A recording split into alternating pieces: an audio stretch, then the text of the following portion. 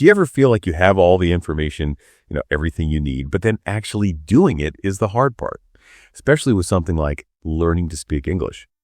Well, today we're doing a deep dive into some really practical, achievable strategies, things you can do to speak English every single day, even if you're like a little beginner.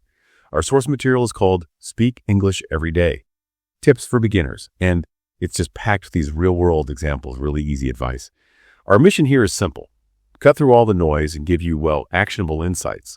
Show you how consistent small steps can lead to, real fluency, make you genuinely well-informed about improving your spoken English. Right. And, what often surprises people isn't finding some kind of magic bullet for fluency. It's really understanding that the main challenge, and actually the big opportunity, is just building simple, sustainable habits. If we can consistently take these small steps that almost feel too small sometimes, we can kind of bypass those early hurdles like feeling shy or that very common fear of making mistakes. This is quite a clever approach to habit building, really, building confidence that way.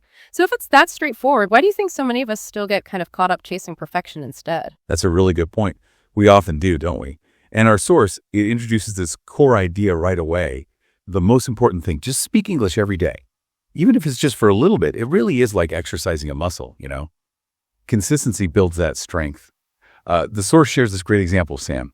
He felt shy, nervous, but he started really small, just greeting the cashier at the store, saying, thank you and how are you? He didn't stress about being perfect.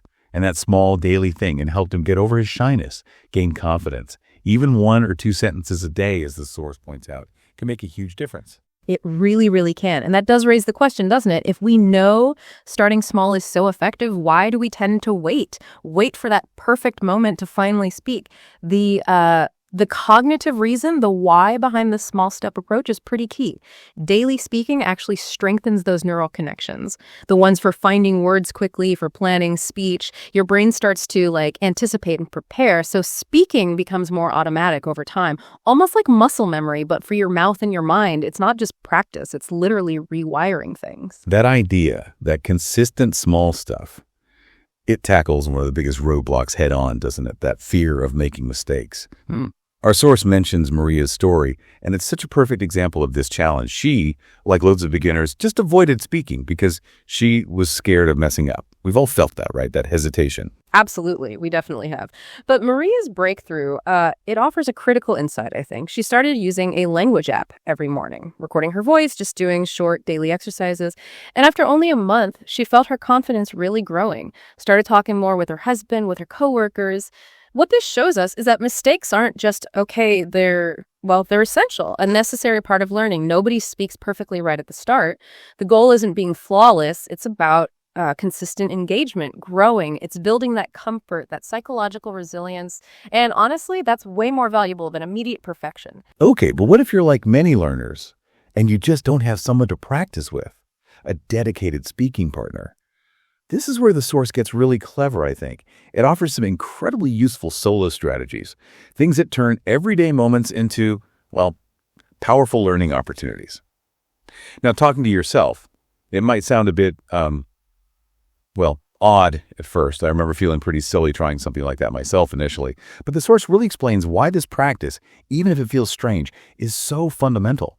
You can describe your daily actions out loud. Like when you're making tea, maybe you say, I am boiling water, now I'm putting the tea leaves in the cup. Or maybe washing up, I am washing the dishes, the water is hot. Simple stuff. Exactly, just narrating your actions. Yeah. Or you can describe your surroundings. Like David, the delivery driver in the source. He practiced while driving, just saying what he saw. I see a red car, or the sky is cloudy today. Or James, the security guard, on his quiet night shift, describing his environment. I see the gate. I hear the wind. There's also Susan, a stay-at-home mom, who actually spoke to herself in the mirror about her day, like, today, I will clean the house. Simple affirmations, almost. Kind of. Another really powerful technique is shadowing. So you listen to English audio or video, and you immediately repeat what you hear, trying to copy the sounds, the rhythm. Anna, the teacher's assistant, Emma, and Sarah, the nurse, all apparently use this. It helps with pronunciation, speaking speed. Oh, yeah. Shadowing is fantastic for getting the musicality of the language. Right. And you can ask and answer questions to yourself. Mark and Paul did this. Like, what did I do today? And then answers, I cleaned the kitchen. I called my friend John. You can narrate your future plans too. I will wake up at 6 SAR. I will take a shower. Then I will go to work. And don't forget the basics like flashcards and a vocabulary notebook. Emma the student and David the factory worker, they found writing down new words and sentences, then reading them aloud daily really helpful. And if you're feeling brave, record yourself. Speak about your day, your thoughts, whatever. Then listen back. Identify areas to improve, just like Sarah the nurse did. It takes courage, but it's effective.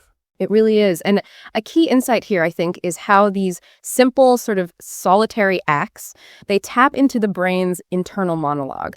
By actually saying your thoughts out loud in English, even just to yourself, you're not only practicing how words sound, but you're actively using those pathways for thinking spontaneously in English. It's almost like you're building an internal English operating system piece by piece, and the no pressure environment, that's critical. It lets your brain play with sounds, with sentence structures, without the stress of a real conversation or, the fear of being judged. It's like a secret superpower, isn't it? Being able to practice without any external pressure at all. Totally.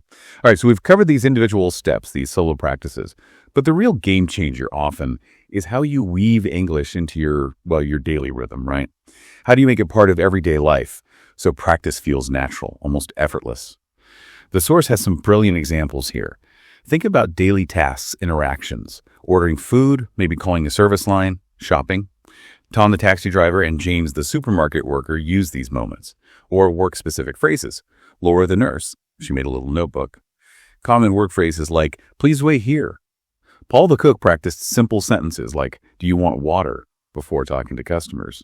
Lisa the nurse used things like, are you feeling better? Making it immediately relevant to their lives. That's smart. Exactly. You can also bring it into family life. Sam started talking to his kids in English at dinner, asking, how's your day? Or, please eat your vegetables.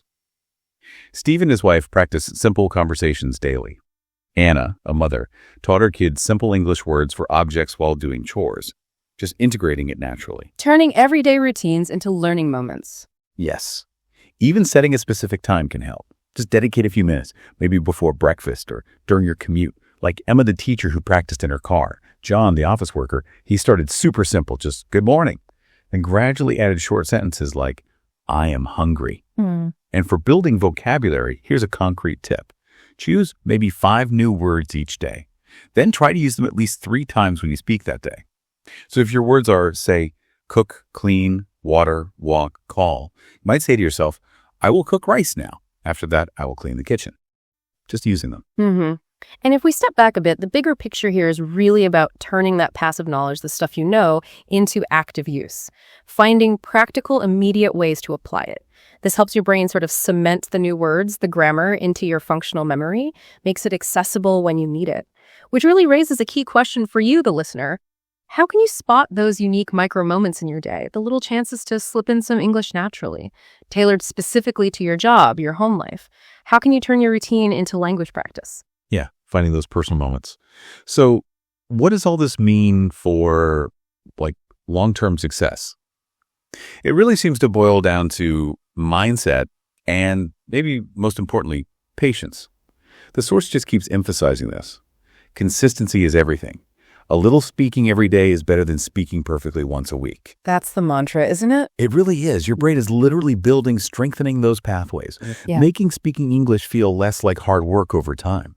It's like creating superhighways for your thoughts in English. And you genuinely don't need to live in an English-speaking country. You don't need a fancy school. It's the habit. Using your voice in English, even if nobody's listening, that's the key. The story's in the source, like Dave the gardener. Practiced just 5 minutes daily, now speaks longer sentences. Or Robert the warehouse worker went from very little English to having confident conversations. They really show that even if you start with basic English, that consistent daily practice, it leads to real improvement, real confidence over time. Absolutely. And that's exactly where cultivating patience comes in, celebrating those small wins. Because progress, it can feel slow sometimes, can't it? The real value isn't just in the new words you learn. It's often in that psychological shift, feeling more comfortable, more capable with the language, understanding that your daily speaking, it's like the water and sunlight for your English plant. That shift in comfort and confidence, that's often the biggest milestone, maybe even more than perfect grammar. So we've really dug into some powerful, practical strategies today. Speaking English daily, talking to yourself, shadowing, weaving it into chores, work, family. The main message seems crystal clear. Consistent, small efforts. They add up. They lead to big results. Exactly. Remember, it's about turning those good intentions into actual habits, cultivating that growth mindset, Seeing every word you manage to say, every sentence you try as valuable progress. Your English, like that well-tended plant, it will grow stronger, just step by step. So here's your mission, if you choose to accept it. Find just 5 or 10 minutes tomorrow. Just try to speak some English. Pick one idea we talked about, maybe describe your room, ask yourself a question, practice a phrase for work, and just start. Please, don't wait for the perfect moment. It probably won't come. Just start small. And maybe a final thought to leave you with. How might dedicating just those few minutes each day to speaking English, how might that reshape not only your language skills, but maybe your overall sense of capability, your confidence in tackling any new challenge in your life? Something to think about.